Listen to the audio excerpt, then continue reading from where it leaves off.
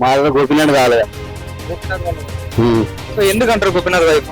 ఆయనది గెలుపు కన్ఫర్మ్ అయినట్టే, ఇక ఖాళీ మెజార్టీ ఎంత దాని మీదనే చర్చలు నడుస్తున్నాయి అంతే. సో ఇక్కడ కాంగ్రెస్ వచ్చే అవకాశం లేదంటారా? లేదు, ఛాన్సే లేదు.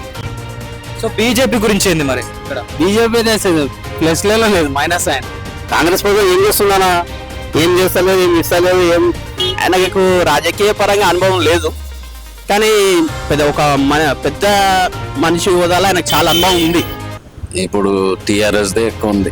టిఆర్ఎస్ ఎందుకు? టిఆర్ఎస్ అంటే టిఆర్ఎస్ ఎందుకు?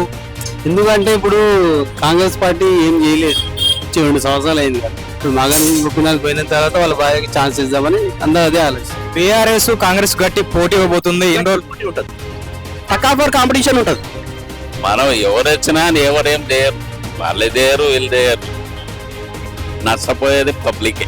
మన బస్సులో ఉంటాడు, చిన్నప్పటి నుంచి చూస్తాం అతను ఇంకా అనుభవం లేదు. అది లంకాల దీపక్ రెడ్డి గారు ఏమంటుంటే నేనే గెలుస్తా అని చెప్తా అంటున్నారు మరి. ఇక అదే ఉన్నది కదా, అయితే ఉండొచ్చు అనుకుంటారు పబ్లిక్. అయితే మరి బీజేపీ పరిస్థితి ఏదంటారు ఇక్కడ? బీజేపీ ఇంకా చెప్పలేదు, అది అంతే ఎప్పటిలాగా థర్డ్ పొజిషన్.